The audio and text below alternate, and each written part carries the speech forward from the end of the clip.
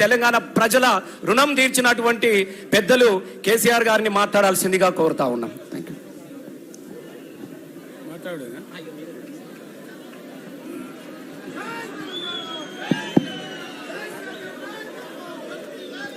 శ్రీనివాస్ గారు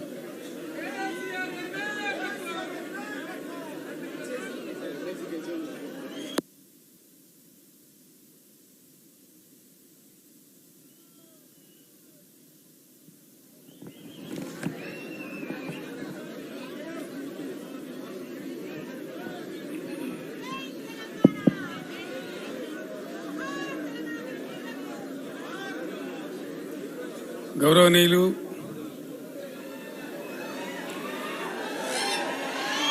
వేదికను అలంకరించినటువంటి ఉద్యమ సహచరులు, వేదిక ముందు ఆసీనులైనటువంటి ఉద్యమ సహచరులందరికీ నమస్కారం. మొదటగా మీ అందరికీ తెలంగాణ దశాబ్ది ఉత్సవ వేడుకల శుభాకాంక్షలు హృదయపూర్వకంగా నేను తెలియజేస్తా ఉన్నాను.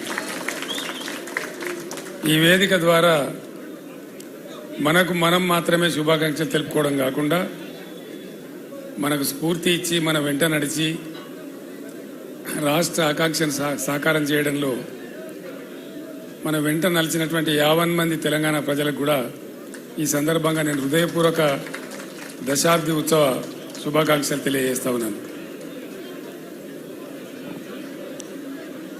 సెటిల్ కావాలి వాళ్ళు వెళ్ళేందుకు.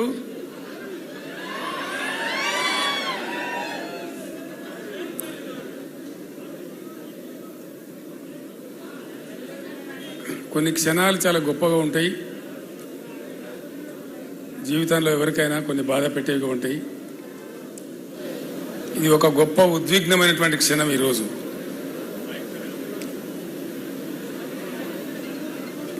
1999లో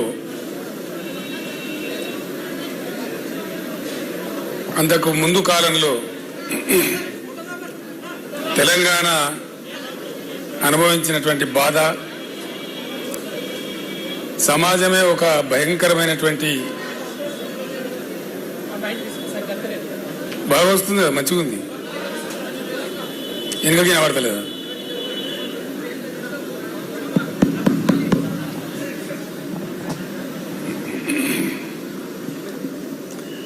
ఊహించుకుంటేనే కొంచెం ఇప్పుడు కూడా దుఃఖం వచ్చేటువంటి పరిస్థితి.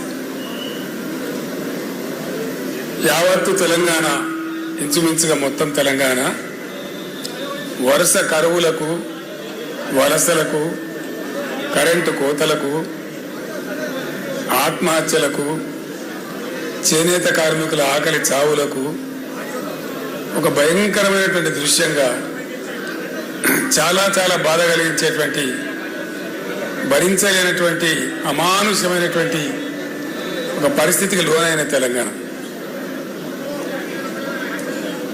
నేను కూడా ఆ రోజు అధికార పదవులలో ఉన్నా, మంత్రిగా పనిచేసిన, ఎమ్మెల్యేగా పనిచేసిన, చాలా సుదీర్ఘకాలం పనిచేస్తాం. ఇప్పుడు లేరు మిత్రులు, కానీ కొద్దిపాటి పిడికడ మందిగా ప్రభుత్వాలలో కొనసాగుతున్నటువంటి మిత్రులు, అనేక హోదాలలో పనిచేసిన వాళ్ళం చాలా సందర్భాలలో కలిసి మా దుఃఖాన్ని పంచుకుని బాధపడేది. అసలు ఏం జరుగుతూ ఉంది, ఈ గడ్డ, ఈ ప్రాంతం గతి ఏమిటి? ఒక అగమ్య గోచరమైన పరిస్థితి, ఒక అసహాయ నిస్సహాయ స్థితి. ఏం జరుగుతుందో కూడా అర్థం కాదు. నేను ఎమ్మెల్యేగా ఉండే టైంలో మన తెలంగాణ ప్రాంతానికి సంబంధించినటువంటి ఒక 25-30 మంది శాసనసభ్యులతోని కనీసం ఒక 30 సార్లు సమావేశాలు పెట్టినాం. ఏం చేద్దాం, అసలు ఏం చేయాలా, ఏం జరగాల, మన గతి ఇంతేనా, మనకేమి నిష్కృతి లేదా, ఎవరు కూడా చెప్పలేని పరిస్థితి. ఒక పరిహాసాస్పదంగా తెలంగాణ అంశం మారిన పరిస్థితి.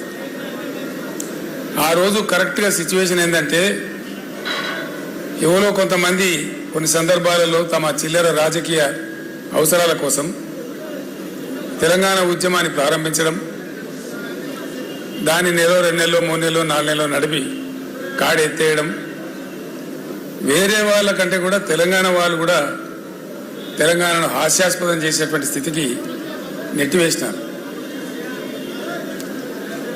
ఆ బాబు ఆ ఫోటో ఉండి అమ్మ తర్వాత తీసుకున్నాడు, పట్టుకోను, ఈ టైంలో కాదు కదా, ఆ ఫోటో ఆడ పెట్టుకో,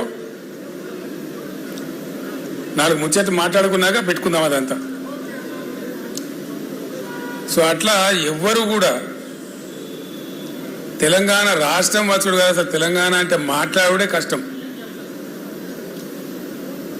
ప్రణయ భాస్కర్ అనే ఒక ఎమ్మెల్యే శాసనసభలో తెలంగాణ అంటే స్పీకర్, ఆనాడు ఉన్నటువంటి స్పీకర్, మీరు తెలంగాణ అనే పదమే మాట్లాడకూడదండి, వెనుకబడిన ప్రాంతం అని మాట్లాడండి అని, తెలంగాణ అనకూడదు అని స్పీకర్ స్థానం నుంచి ఉత్తర్వులు జారీ చేసేటువంటి దుస్థితి. అంటే ఎక్కడికి పోయింది తెలంగాణ? చాలా భయంకరం ఊహించుకుంటే. తెలంగాణ అనవద్దు అని శాసనసభలో స్వయంగా సభాపతి గారు చెప్తారు. So where was Telangana? In a very dangerous situation. ప్రణయ భాస్కర్, వినయ్ భాస్కర్ వాళ్ళ అన్న, నేను కరెక్ట్గా చెప్పిన, మీరే కరెక్ట్గా వినలేదు. సో చాలా దుర్భరమైన పరిస్థితి. ఎక్కడన్నా ఏదైనా సందర్భంలో 10 మంది కూర్చున్న చోట తెలంగాణ ముచ్చట క్యా లగాయ బై, క్యా దుకాన్ లగాయ, అంత ఈజీగా అంత పేలవం అయిపోయింది తెలంగాణ.